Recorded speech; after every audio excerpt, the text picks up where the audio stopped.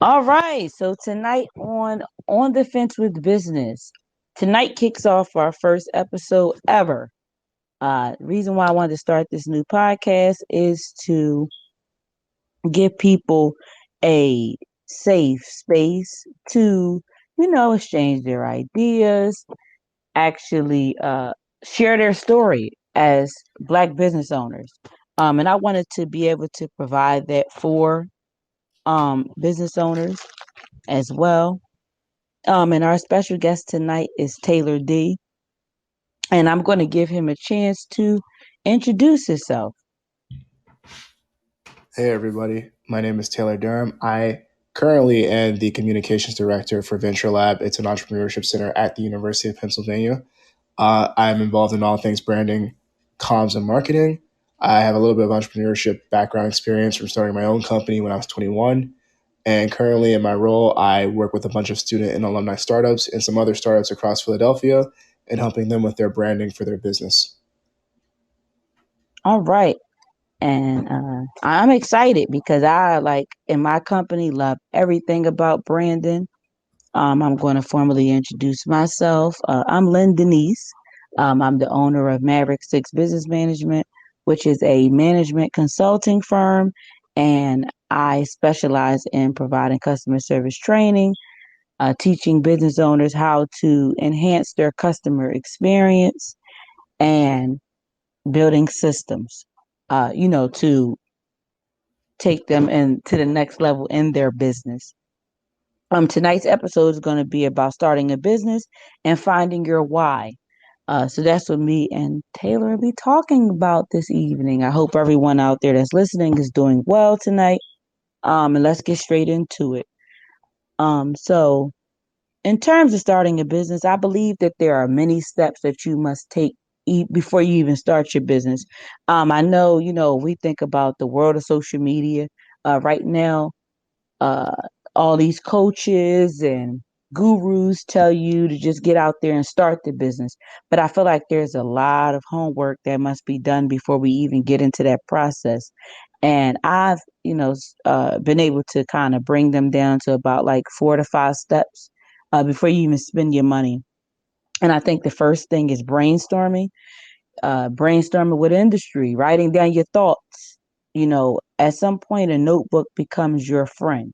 You can use your phone as well, but I believe that when you put things on down on paper, they're received better.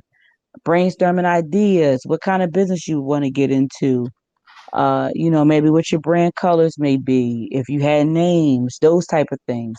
And then I think going into conceptualizing the actual idea, like what steps you're going to take to start this business, and then doing your research. What industries do you plan on getting into? How much would these things cost? Like if you were had the money to start your business today, what exactly would you be uh, getting or purchasing? And if you need equipment, it's just going to be you. And then I think actually implementing it is the next step. How about you, Taylor? What do you have anything to add? Yeah, the first thing I wanted to touch base on is you mentioned all these Instagram, Facebook, social media coaches and gurus about business. I think the funny thing with that is it's they found the right flair, the right approach to getting some of these people on board and getting these people involved in business, but they do leave out crucial steps. I think you were right. Like the first thing about starting a business is just the brainstorming. It's like you have an idea for a product and that's great, but truth be told, who wants your product? Who is that specific person that's asking for this of what you're creating?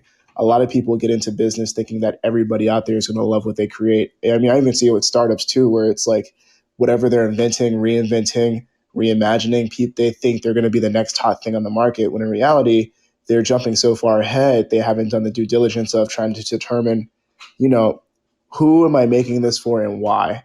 I know I wanted to make this because it's solving my personal problem or it's solving a problem that I noticed, but who am I actually starting this business for? Who am I actually building this company for? Is it to make money? Is it to solve a social problem? Is it to solve a personal problem, a corporate problem? Is it to find a solution to a plaguing issue for a certain sector of enterprise? What exactly am I doing? And I feel like a lot of that is skirted over in favor of spitting out something really quick and flashy and trying to capitalize as quick as possible, which is why a lot of the businesses that we see, they go under within the first year. Yes, I totally agree. There is no plan for sustainability.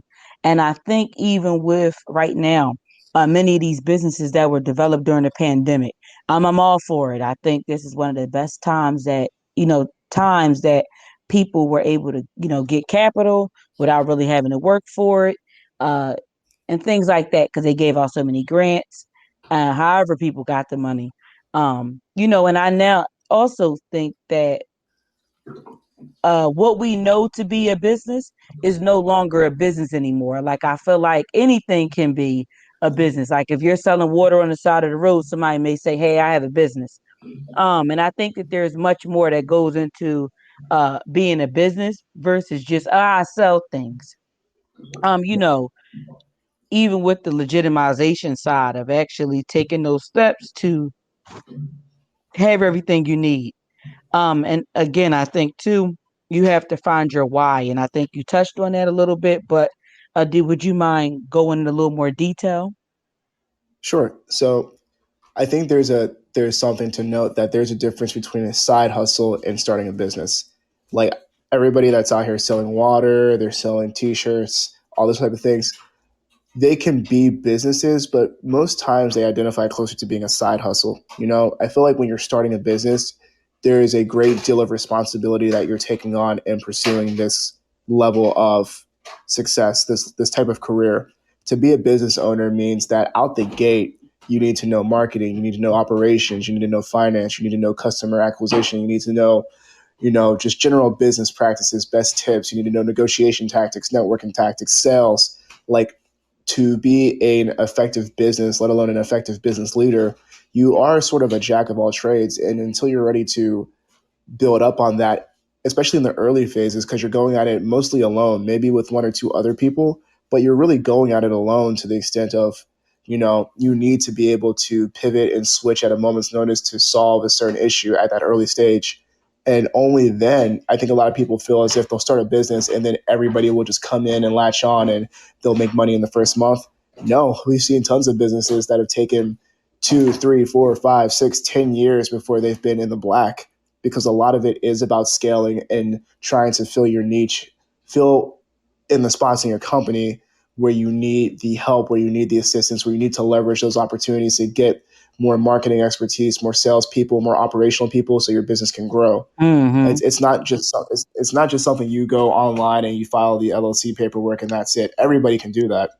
That's the easy part of it. The hard part of it is the maintaining it and the maintenance of it. You have to commit to this lifestyle, commit to being an effective business owner, because it for some of you all that have careers, you if you're one of those folks where you have a 9 to 5 but you're trying to work on something 6 to 10, that 6 to 10 thing is still a side hustle until you take the leap of faith to make it your full-time thing as a business. Yeah, well, I believe at that point where your life depend on it, like where it's your bread and butter. You have people who put their life savings into their entire business Mm-hmm. and take that leap that it is now or never. Like, yes, I believe in the beginning, if you're funding your business with your job, Yep. that's all fine and well, but you still are on the fence with it. And that's what I came up with the name of the business, this podcast, because at some point you still got one foot in the water and one foot out Yep. until you finally, get all the way in the water and you're like, I have no choice but the network. I have no choice but to drive sales. I have no choice but to create content that actually draws people in. And I think even with the misconception of content is that, people don't feel like they need to plan content. I think Yep. that they just kind of jump in and, oh, I'm posting something. And I think that you have to position your content in front of the right people to be able to turn them into buyers and not just followers. And I think you hit the nail on the head, is that a lot of people think when you're generating content to attract people. And to take a step back, for those of you that are listening, when we talk about content, we're talking about the photos, the images, the videos, the text, everything that goes into that front facing part of your marketing, where if it's posters, flyers, brochures, ads, videos, whatever it might be, that's the type of content that you put out there to attract potential leads and run them through the marketing funnel to becoming potential customers of your product or service. And a lot of companies fail at that point because they feel like, to your point, and you hit it on the head, it's post and go, it's post and go. And that's not how social media works. A lot of people think like social media for a business is posting and we'll go viral because we'll get a bunch of likes. No, it's actually a very concentrated effort, and it's a game. It's a hustle. You have to make sure that the posting and the marketing, the content you're creating for that specific marketing has a purpose. That's part of the why in all this. Is the why is your purpose. What is the purpose of you posting this content, of you posting this particular type of content, and what is the objective it's supposed to do? Is it supposed to bring awareness to you? Is it supposed to reach out to your audience? Is it supposed to bring people in? Is it supposed to promote, highlight? What is the specific goal of this content you're creating? If you can't find a specific goal, it's not worth sharing. And I think one actual thing that a lot of people lack too is a call to action. You posted it, that's fine, but actually breaking down and asking those questions, what is this post supposed to achieve? Am I trying to get them to buy something? Like you said, Yep. awareness. And at the end, what do I want them to do? Do I want you to go to my website? Do I want you to put your 2 cent at the bottom of this post? Am I just want you to like the post? Even those That's times that that's you see posts that say like, subscribe, YouTube is a call to action. Before you mm-hmm. watch this video, like and subscribe to my page, and then continue. And at the end, they have another call to action. Yep. Yep. It's call to action. We're gonna do some marketing terms today. Call to action, guys, is when you it's like like she just said, call to action is whatever you're ending up with. What exactly do you want me to do as your customer? Am I subscribing to your newsletter? Am I giving you my email address? Am I clicking on this deal? Am I clicking on this link to sign up for something? Am I going to the store? Am I shopping online? What exactly is it that you want me to do? Like, retailers are great for this because every once in a while, probably every day really, you'll get ads in your inbox saying 50% off for the next 48 hours. That's the call to action. Go shop now. Get this discount if you want. If you want to shop now, you will get this discount. If not, Mm-hmm. you'll miss out on it. Like even some restaurants are, like some restaurants like Applebee's has $1 appletinis, which is a loss for them, but they know that $1 deal for a hard drink is enough to get people in the store, in the restaurant, in the seat. Because other than paying for like a $5 beer or $8 mixed drink, you're paying for a $1 mixed drink.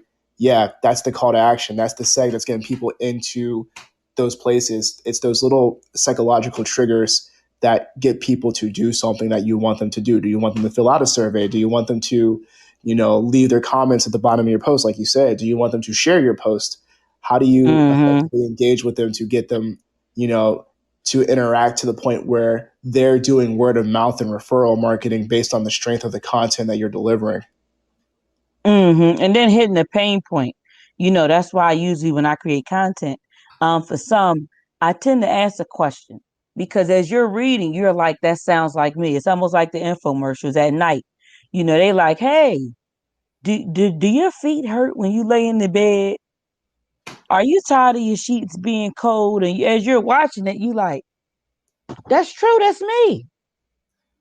It And is. so even playing on your mind when they hit you with it's 7 easy payments is $20. Now, quite frankly, if they told you it was $500 up front, you probably wouldn't pay it.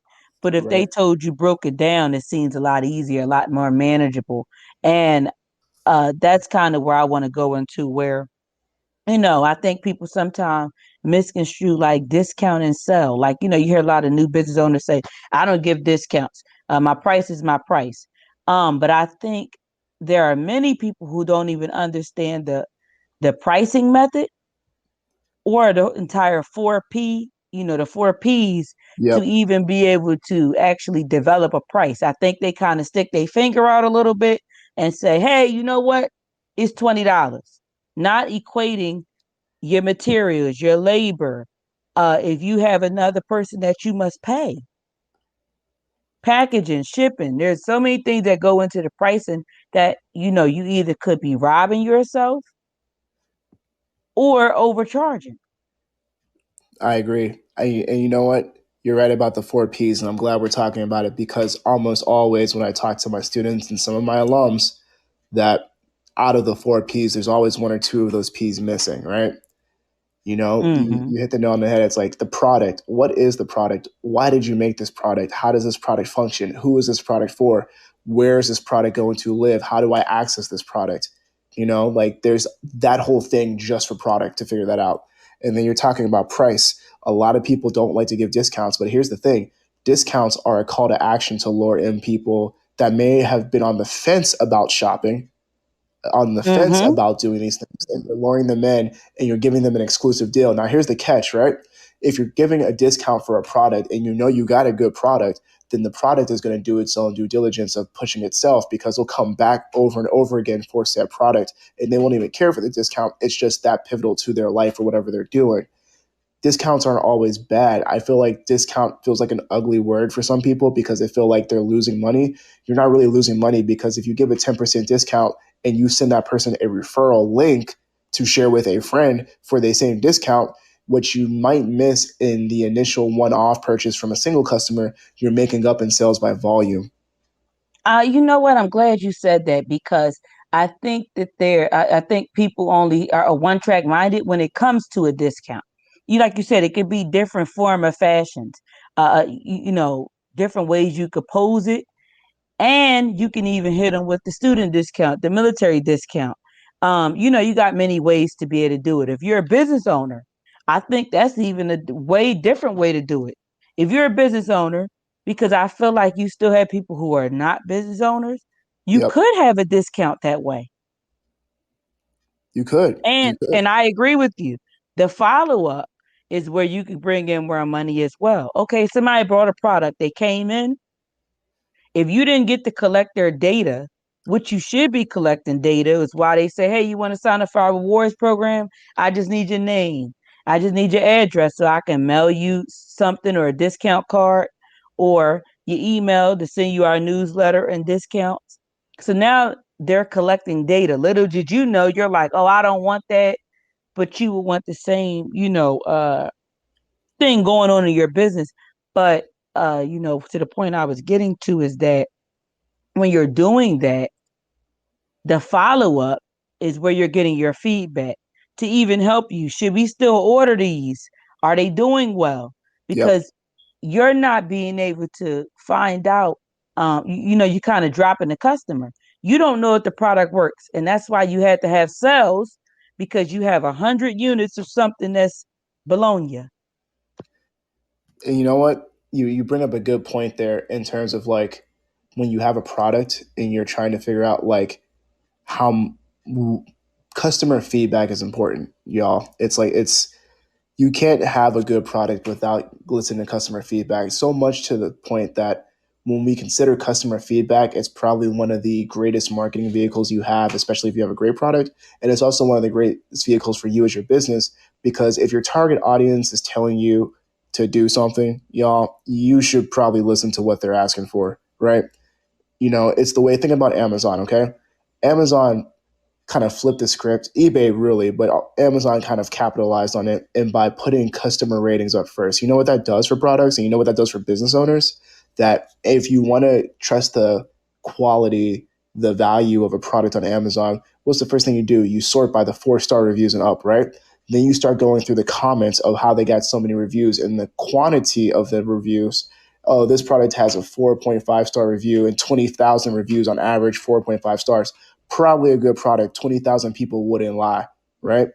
You know, and that's the value of customer opinion and insight, is that your customer, and I know they say the customer is always right, but when it comes to your specific product and why you're making it, listen to them, because we've seen plenty of instances where a company thought they knew better than the customer and they flopped.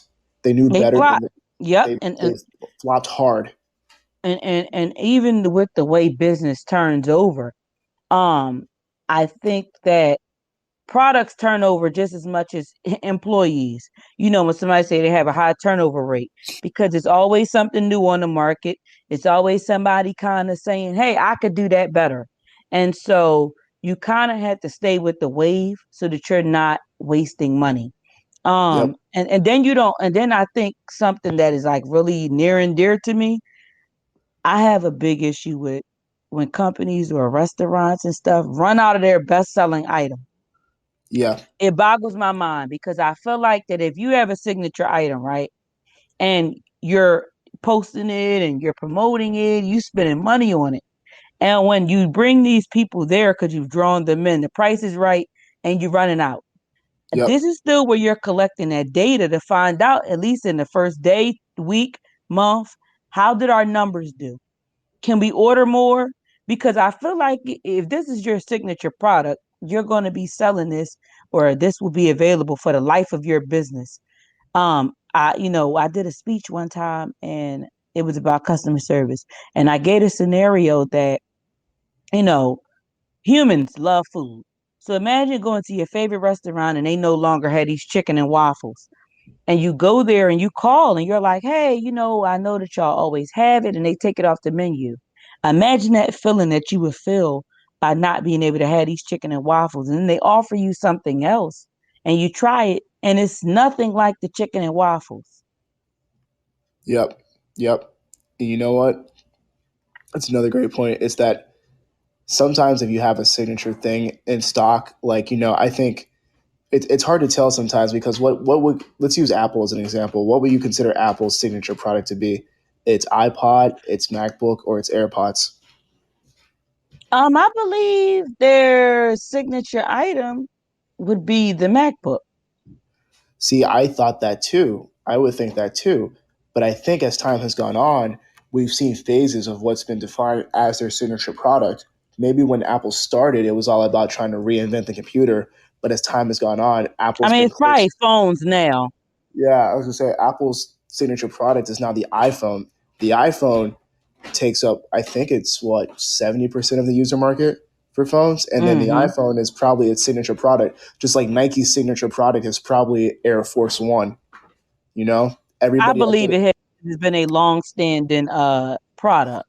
yeah, and it's just like when it comes to, and I think that's something that a lot of businesses don't realize is if you've hit all four P's, right, and you've had that golden product that just screams your brand, it screams your values, it signifies your business, it's everything that you want it to be, and you run out of stock on it, yeah, it's frustrating.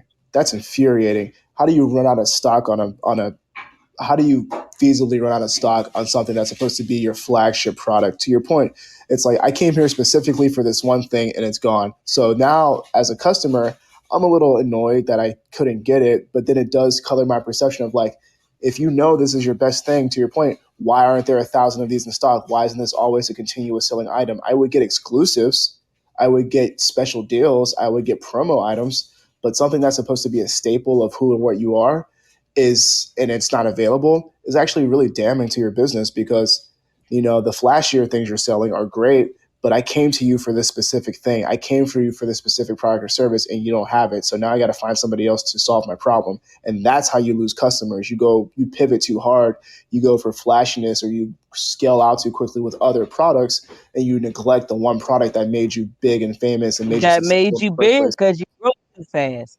And it's Yeah. like you said, you grow too fast. You looking at what other businesses, the competition. Oh, they selling them. And little did you know that may be their signature item. Yep. I know sometime, like, I'll even give this analogy. Um, when you go to businesses, right, ice creams, and they sell 52 flavors, right? Yep. That's too many options. And to streamline your business, you got that many options. That takes uh, as much longer for me to sit there and try to filter through 52 options if you actually offer them. Because one of the other issues with the 52 flavors is you usually don't have all 52 flavors in the building. No, you So never do. you never have 52 flavors because some of them might be seasonal. You may not have the space to have all 52 flavors. And then now you got me kind of trying to go back and forth with you about what flavors you do have because you might not have posted them. There has to be some system to say, hey, these 12 flavors are available today. One good way may be if there's 12 months in a year, then 12 flavors are available, January. 12 flavors are available February. And, they may rotate, but you have your staple flavors, strawberry, chocolate, like the Neapolitan flavors. You may have one, crazy, wacky flavor or something, and those are the flavors you have. Like think of Wendy's. They got Frosties with only two flavors. Yep. Yep. But see, you see the difference? It's like Wendy's made the Frosty, right? And they're like, you know what? Everybody likes chocolate and vanilla. Those are staple classics, right? Let's just stick with what we know and what we know people like instead of trying to branch out and tell people that they should try this. There's a lot of examples of this too. I'm going to use Pepsi. Pepsi and Coke, right? So over the 80s and 90s and 2000s, when they were trying to iterate and rebrand and restylize and make all these offshoot products, Pepsi Clear, Pepsi Blue, New Coke, all this stuff, some Mm-hmm. were hits, some were misses, but ultimately at the end of the day, what made them moderately successful, like minimally successful, was tied to the overall Pepsi Coke brand. But at the same time, people would complain about the quality of the product, the flavor of the product, the consistency, everything about it, that came to it that started turning people off from what Pepsi and or Coke was at that point in time. And I think that's when you start going back to square one, you go back to the basics of who you are and why you do what you do. You realize that some things you should have never changed in the first place, right? A lot. I totally agree. Yeah, I totally agree because you know what? I think even when it comes to branding, I believe that there is a point of branding where you can go too far out and too far left that you actually hurt your business because people go by look, right? Like yeah, McDonald's. If McDonald's today changed the M's, right? And they got some crazy looking, W or something, right? People would be like, now, granted, you would be like, well, they still the same colors. But furthermore, you're going by the brand identity. That's McDonald's because it owes the M. Nike, yep, the check mark. I'll give you an example. So Rite Aid recently changed their branding, right? mm-hmm, Do you know they were infamous for that, like royal blue. yep, So they had the royal blue, Rite Aid, the American flag colors. yep, So I look at their building recently. They changed the building. It's like ash gray. It's an yep, ash gray. The right, the word right is either white or lime green. And the uh-huh, aid is like, it's like white and it's like lime green or something, or it was some off color blue. And they have this like little cup with a muddle in there, right? yep. And for those that may not know what a muddle is, it's like a bowl, like a medicine bowl that you would like kind of crush herbs with. Yeah, I like And the little. so I know what you're talking about. yeah, it's kind of like one of those herbs bowls. When you had a medicine man that would use that to crush herbs. Well, they have that, but to me, I had mentioned to my mom that I was like, something is off. Like the colors don't match. That color is too light for the building. And what a specific location, either they heard me or somebody else thought it because they ended up making it a little darker. But I mean, I'm saying all that to say is that, over the years, I'm sure we've all seen businesses kind of take branding too far, like, or you feel like you losing money. Like Yep. with these water bottles, the water bottles are smaller, but the price is going up. These chip bags, like I don't know how many different flavors of Doritos and like Lay's are they gonna come out with? Who knows? It's kind of hard sometimes because I feel like when you're a company like Lay's and you can come up with a bunch of different flavors and stuff like that of chips, it's a little easier to work with. Like it's a little easier for your brand to be like, well, you're a potato chip company. You can't just make regular potato chips. What about barbecue? What about sour cream and onion? What about this, that, and the other? I think I think what I think what helps in that instance with that kind of branding and that kind of marketing is that yes, it's all Frito Lay, but they've done a good job at taking their respective lines of food and then chopping them up into their own categories and then marketing based on that type of product. It's something you see out of Nestle too, or out of is it Procter and Gamble? I think is the other one, where they're not telling you that they're not advertising Nestle to you. They're advertising Crunch Bar, Butterfinger. They're advertising, Toll House cookies. That's what they're advertising to you. You don't care about the corporation behind it. You care about the specific brand tied to the product that they're advertising on your TV. A lot of people out here, and good branding from some of these companies goes beyond generations, right? To where like the products you grew up with in your house, you probably got in your house today because your parents used them and then their parents used them. It's like I kind of think of things like Clorox, like Arm and Hammer, like Windex, things like that, or the brand itself becomes synonymous with the actual product that it's trying to cater to. So it's like Windex is the ultimate glass cleaner, but Windex is just glass cleaner, but we call glass cleaner Windex. It's taken on, it's become eponymous. That's the word I'm looking for with the actual product itself. There's Well, Clorox. even like, well, no, you're totally right. Like you said, with that, what was I going to say? Because I wanted to get catchy before you went too far. But what I was getting ready to say is that I'm glad you said that because even with the branding, it's the household name effect. You Yep. know that even people wouldn't be caught dead buying Windex from the dollar store. And to be honest, it may be the same solution, but if I change the name, you won't know. Nope, you won't. I think that's the beauty of branding, right? We talk about all the time. The great value brands that you guys see at stores or the dollar brands, the store brands are the same things mostly across the board. They're the same things. The packaging and the branding associated, to your point, exactly allows them to charge two, three, $4, $5 more than what you normally would. There's no difference between, you know, Walmart great value bleach and Clorox. It's just the fact that Clorox is the name brand one, and because it's the name brand, hence the point, hence the name itself, name brand. You in your mind psychologically think that Clorox must be better than Great Value bleach, but bleach is bleach. It doesn't Yes, I change that totally much. agree.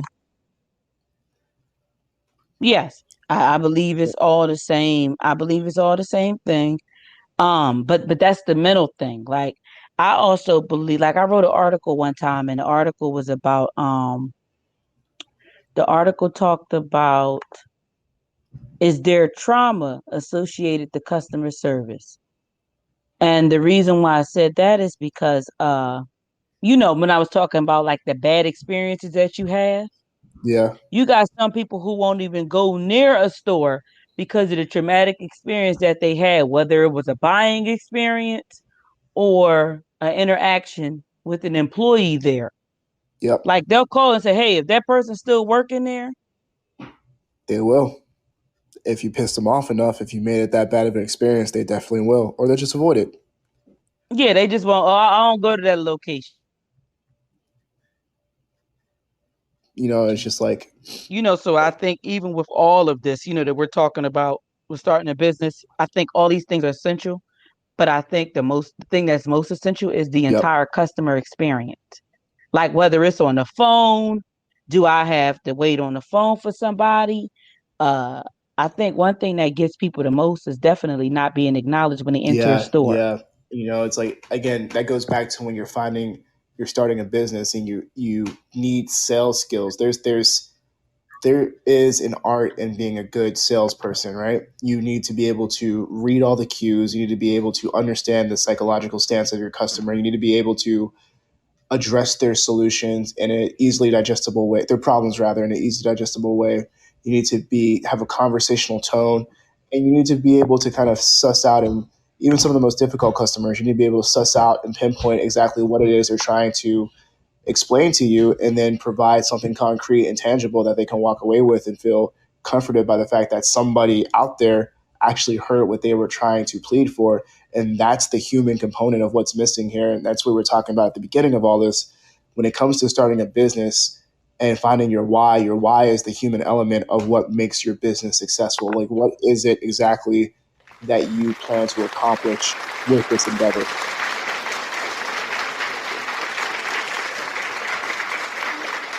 Mm, I had to put some claps on that. You know, because definitely, um, you know, like I said, just to tie it all back in is that when you're starting a business, do your research.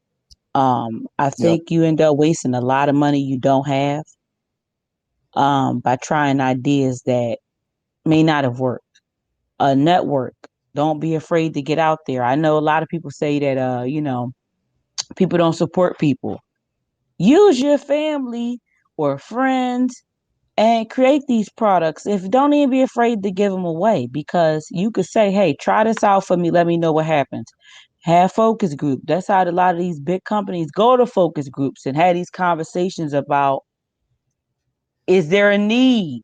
yep, Like if I decided to have chocolate covered frosted flakes, is there a need for those? Like not just because I like them. I think, you know, there's the misconstrued understanding that if I like it and I think it's thorough and I think it's, you know, dope, that why not sell it? exactly. It's not about, I hate to say this to y'all because it's true, but I feel like you guys need the lesson. When you're starting a business, it's not about you. It's not about you. You can like something, you can pursue a passion, but as time goes on and as you evolve and grow and you retool and kind of tweak your product to be the best it can be, it becomes more and more and more about what the customer wants and expects. Mm-hmm. You know, like I started that video production company with my friends because I didn't want to do news or sports, right? But over time, what that taught us was that whatever we design, we can't just cherry pick the projects that we like to do because we like to do them. We have to find projects that actually match up and tailor our skill set to meet the demands of our clients. So when they come to us, we can say, hey, we can do this type of video production, this type of video editing, this type of graphic design. We can deliver this type of product in this type of way.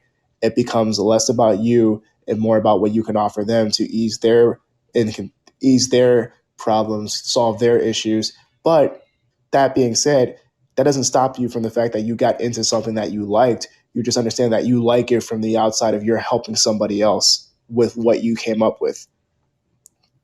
Mm-hmm. I totally agree. With that, wholeheartedly, like that. Your business must evolve. Um, even with your signature item, but evolve as far as like services and anchor businesses. And all that comes from the customer feedback. You know, there might have been people who were waiting, like say if you had a car business and these people are waiting to get their car fixed or another Yep. service, you could offer different things. Hey, we got a, you know, this may sound crazy, but a barbershop next door for men. Hey, you get your hair cut while you get your car worked on. Or you can, you know, get an oil change or something. Like I know that kind of sound Yep. far fetched, but you know, it wouldn't be too much of a bad idea. Right. You know, it's like I was reading the other day that the because you know we're in the playoffs against the Hawks. I was watching the reading an article saying that the Hawks arena down in Atlanta, they have three or four full scale barbershops in the arena, so you can literally get up during the game and go get your haircut. But they know their audience in order to have that even in the arena in the first place. Yeah, they would have to because, like you said, if the game may not be interesting, or I may get there early. Let's say I Yeah. got there a little early, and I'm like, you know what? I can get my hair cut while I'm at the game. Like, say if I came straight from work, you know, something like that. You know, so you kind of just want to do your research. And really pick your demographic. Yep. But feel like by doing that, you have to poll the people, poll the people, find out like what they didn't like, or even when you go to a business and ask people like, "Hey, is this your first time coming here?" Yeah or no. Or I usually always get the chicken wings here. They really good. I wouldn't get the chili though, but you know. Exactly. Y'all keep them up. There's a couple things in marketing y'all got to consider: direct marketing, indirect marketing, word of mouth, referral, and content marketing. Just keep all those things in mind when you're thinking about how to reach your audience, how to get them to be on your side. Because ideally, as a business, you will want to take those first group of customers, your oldest, dearest customers, and then turn them into brand loyalists, turn them into brand ambassadors for what you're doing. Think about the entire generation of folks who swear up and down by Apple so much that their entire workflow ecosystem is just Apple products. That's the type of customer you want to have for your business, where your products, your offerings are so essential to what they do on a daily basis. You're pretty much they're evangelists. They're an evangelist for you. Like they swear up and down. It's like this is the greatest thing ever. It changed my life. It did so much stuff. It made so many things happen for me. I don't know how I live without it. That's the kind of customer you want. Well, I feel like that's how Apple has a cult following. Uh huh. Like when people, I think, once the world got divided with like Android and you know, Apple, it's a cult following. Like with that, you got people once they touch an iPhone, they won't stray. They early adopters. They Yep. jump out there, they got earpods they won't stray away from. They got iPads, every one that come out, every Yep. version. A new laptop come out, they getting it. Every iPhone, and these people keep the iPhones. Like I feel like when we talking about the long life of the phones, you still got people who got sixes, fours. Where almost I feel like the company be forcing you not to have that phone no more because it just absolutely becomes a dinosaur. Yep. Like Yep. imagine trying to use one of them old color MacBooks, with the big body in the back. Mm-hmm. You probably wouldn't be able to use it. No, not at all. It'd be so outdated. The most you'd be able to play on that is like a real player. Oregon Trail or something. Like you're not gonna even be able to like really do nothing with it. Right? Like Doom six, like old school Doom or Quake or some old PC game, like some sorry not old PC game, some old just console game. Like you couldn't even do anything with that. Like, and I think that's part of it too. It's like you know for example, I have a MacBook that's from 2015, right? And the only reason I'm holding on to it and still using it to this day is because it has the ports from some of the older technology, like external hard drives, et cetera, which a lot of things, if you don't pay attention to, they disappear in a blink of an eye because we keep adapting and evolving and finding new ways to deliver new products to consumers that kind of take away some of the pain points. And we find ourselves in situations where your audience, doesn't need a specific thing anymore because maybe 20% of the people are buying this product versus the 80% that aren't. So you phase it out, you don't, so it's a waste to keep it, even if it's for an industry or for professional purposes, it's still a waste to keep it because like you said earlier, there's all that overhead of producing it, getting it manufactured, getting it shipped to all the stores where it needs to be at, keeping it in stock. And it's just like, it becomes more of a hassle because the number of customers buying the product doesn't match the revenue stream you want for it. So you get rid of it. You have to because, like you said, if this just becomes more stressful than anything, or even like products who have to be fixed all the time, that's another thing. Like especially with a computer, if you like sell computers, Yeah. um, and you have a lot of people coming back every month, the computer keep having the same issue. Like even with cars, you got cars that you could research that have transmission issues. So you like, I'm not buying that car. Or hopefully you're doing your research before you go spend about 40, 50,000 in the car. I mean, that's on the extreme side, but just doing your research about products. Taylor, you brought a good point up earlier about ratings and reviews and being like big on customer service. For me, I think that there is such a negative connotation when it comes to reviews. And I think that they're another way of customers giving you feedback. You need the bad reviews because no business is good all the time. And I think when people feel like they don't have reviews, that they're doing well. I actually feel like it's the total opposite because you're not getting any feedback. You don't know whether you're doing well, you don't know whether you're doing bad. So Yep. I feel like you gonna have the best of both worlds. And they may be just giving you constructive criticism. Like I remember years ago, Steve Harvey online was talking about hotels using them glass cups, but they wouldn't change the cup if the cup wasn't turned over. Right. So they started getting a plastic cup. So that might even been just from somebody coming on there saying, "Hey, I come here all the time. Y'all not changing them cups." Right. Or that could be a deterrent. Actually, me going there and seeing that online, like, oh, they don't got plastic cups, I'm not going. Oh yeah, no, that it's funny because I was just talking to my wife about this about what's the difference at this point in the game between going to Airbnb and going to a hotel, right?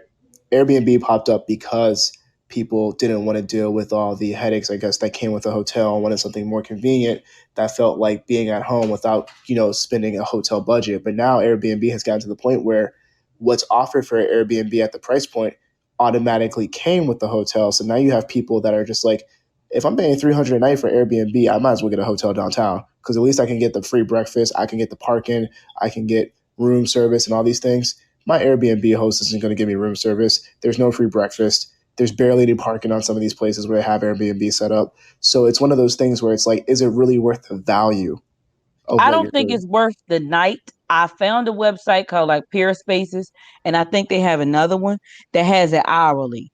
And so I feel like with, Airbnb, you may not have the capability to do it hourly.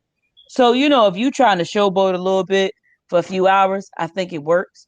But I feel like the Airbnb still will never be able to replace hotels in some instances because you can go there and go on a trip and you might spend maybe $200 for a couple of days or something depending on what it is. I mean, that may be a low ball in it, but Yep. um like you said, the amenities, they're actually serving you.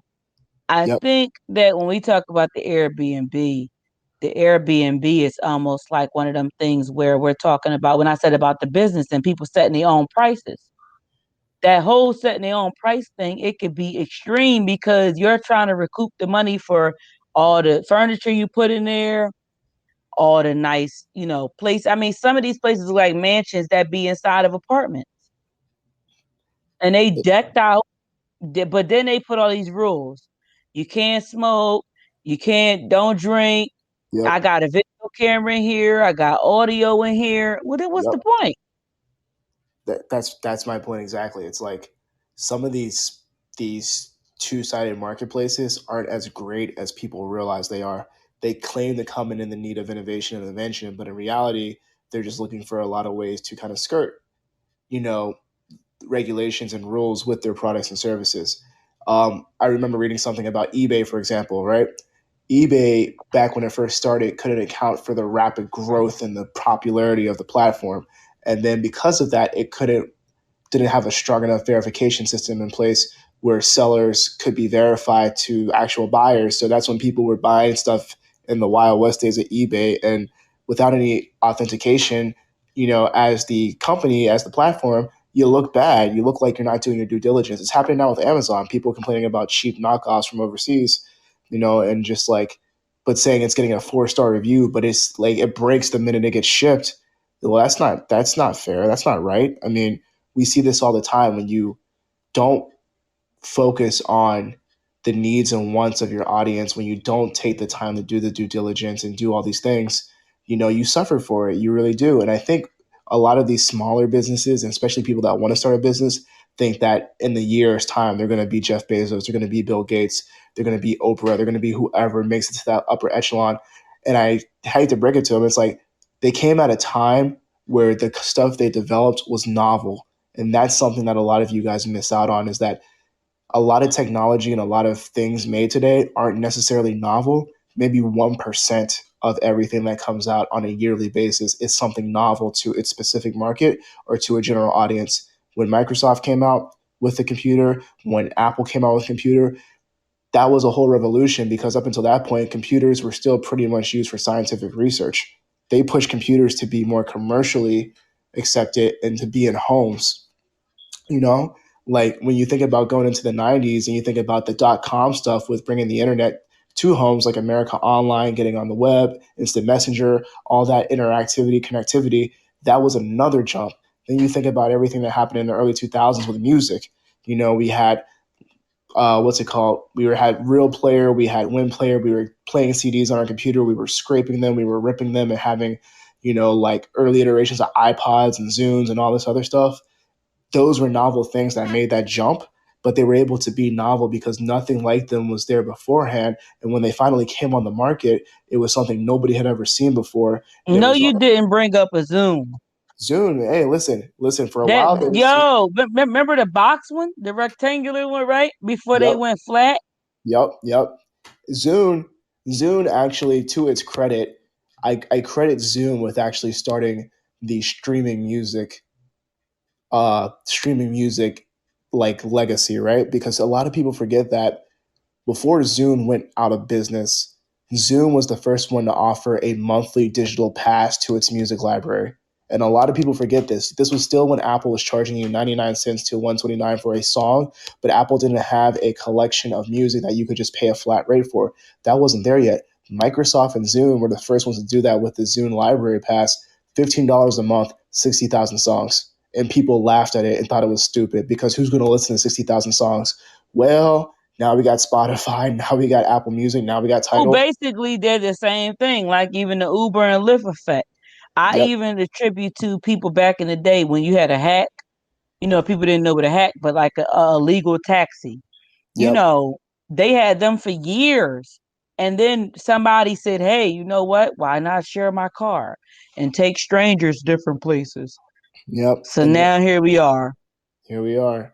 And I guess, to wrap it all up, this whole conversation, when we talk about your why and we talk about what you want to do and who you are, you really, really should take at least some time and seriously take this time, guys. Don't do it to the point of like, oh, I'm going to take an hour a day. No, if you're committed to this idea, if you're committed to seeing this through and starting this up and actually maintaining it, take some time and sketch out the whole thing first. That is the whole purpose of a business plan. That is the namesake of that, is to go through and establish the who, what, when, where, how, and why of Hmm. this business and why it should exist, how you're going to run it, who's going to run it, what it does, where it does it, and how it comes all together and make sure that it's effective and it's operational. I think a lot of you guys skip to, I'm going to be a business owner and I'm going to sell a product and make X amount of money. No, you just missed like 15 steps before you even got to that sentence. And then you missed steps in between each of those points I just made. Being a business owner is a long term commitment. The why in being a business owner is the hardest thing you're going to ask yourself day in and day out. Why am I doing this? Why am I doing this? What am When I the doing? times get hard that you want to bail out, and then if you bail out, you don't see the fame, the glitz, the glamour, We don't. and We and I don't. think that that's what drives you. But like you said, to wrap it up, I got one last question for you. Before you tell people where they can find you, um, name one thing or give an instance where you were on the fence about something. Oh man. Actually, I was on the fence about starting my company at 21, and it sticks with me to this day because I'm pretty adamant about the things that I pursue, and I'm pretty bullish about the things I want to do in life. And when I was 21, I thought I was on top of the world, right? And I had a moment of realization or clarity of whether or not to start this company, considering I just graduated in May with my undergraduate degree, or do I go find a job and get the stable 9 to 5 and then pocket some change and build up? And it was on the fence for about a month. I was trying to like all the pros that come with having a 9 to 5, all the cons that come with having a 9 to 5, the pros of starting your own business, the cons. And I think at that time, what really made me lean towards starting a business was like I didn't want to settle. And, around me, and I think what I see a lot is that a lot of people tend to settle and find complacency because they find security in complacency. I never have been one for just blanket security in that sense. I understand that Mm-hmm. people want to be safe and they don't want to rock the boat too much. But the problem with that is you never really get out of your comfort zone. You don't grow. You don't experience the fear that motivates you, that drives you to pursue something so you don't fail and you don't learn the skills you need to do to elevate yourself to achieve greater heights without taking that leap of faith. So being on the fence and starting your company versus 9 to 5, I'm going to tell you guys straight, the scariest, most rewarding, most thrilling, most harrowing, most terrifying, exciting thing you can do is start your own business. Because at the end of the day, yes, you're only accountable to you, but you also realize that there's a lot on the line here. And sometimes that is enough to motivate you to not give it up. Like you wake up every day, treat it like a job. You get up at 8, you eat breakfast, start your day at 9, finish your day at 5, 6, 7, and then you repeat it day in and day out. And that's just what you do because you see the fruits of your labor over time. You see the benefit of this, and you see it happening, and you see it growing. And sometimes those little caveats, those little sparks of motivation, so the little sparks of success help motivate you and keep pushing you further and further. Like with the Philly content creator page I have, I'm not doing it more so to you know, make a name for myself in that sense. I wanted to make it a library of marketing content because I didn't feel like all these marketing things should be behind these coach and guru paywalls for simple concepts that people can find on the internet but may not know how to research. So I thought I'd collect them and put them all on one post and one page. And that way it works as a digital library where people can always refer to this stuff and ask questions if they need to. No, you're right, because they all lock behind data. Like even if it's $1 or even just selling your soul for an email address, you know, you get your email address, now they're able to send you something every day, and you gotta go through this whole process of unsubscribing, or you pay $27, for a course that you will never use because you don't understand. And there's the uncertainty of what's actually in this course because I done paid the $27. Like, what if it's 27 pages and it's 2 pages? Yep. Yep. And I think so. I'm gonna tell you guys something right now. A lot of the stuff that you guys see online, and I do this purposely with my own email account because I try to save my students from falling for some of these things because they're 18 and 19-year olds.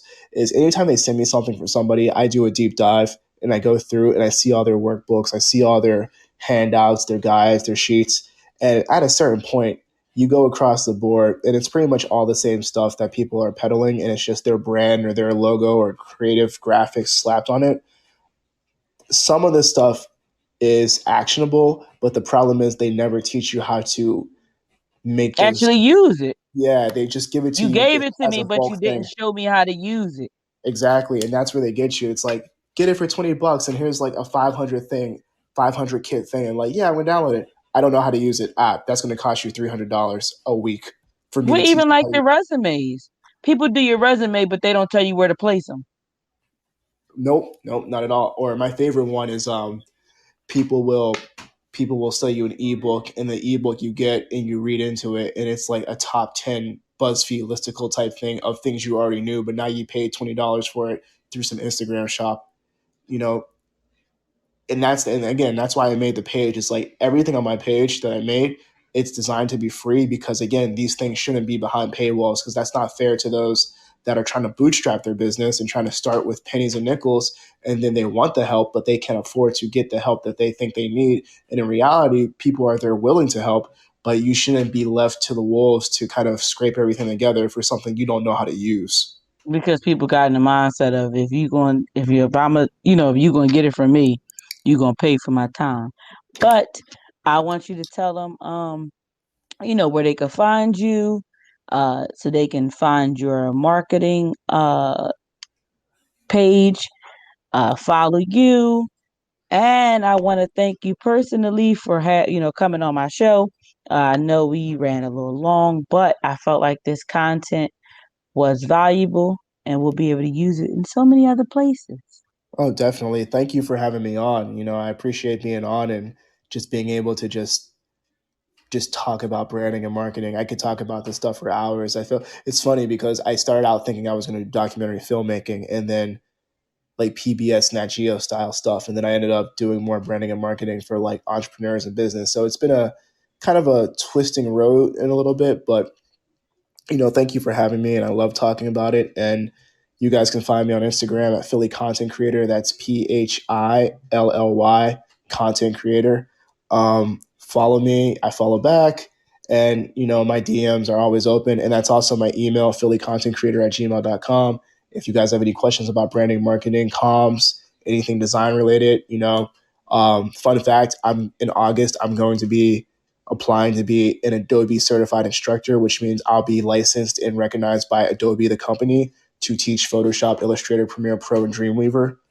Um, so I'll be a Oh, that's licensed. dope. I'll be signing up myself. So Yeah, so let you me know, it's know. that's I will. I'm letting everybody know. But that's what I'm.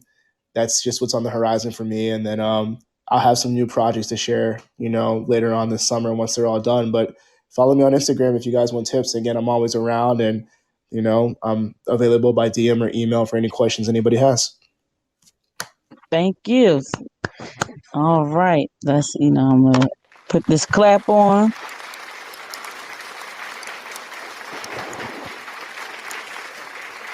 give you a standing ovation, Yeah, and thank you. thank you. And ladies and gentlemen, please tune in next Thursday at 7:30 for our next guest.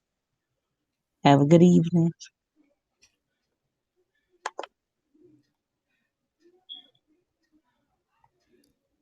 Oh.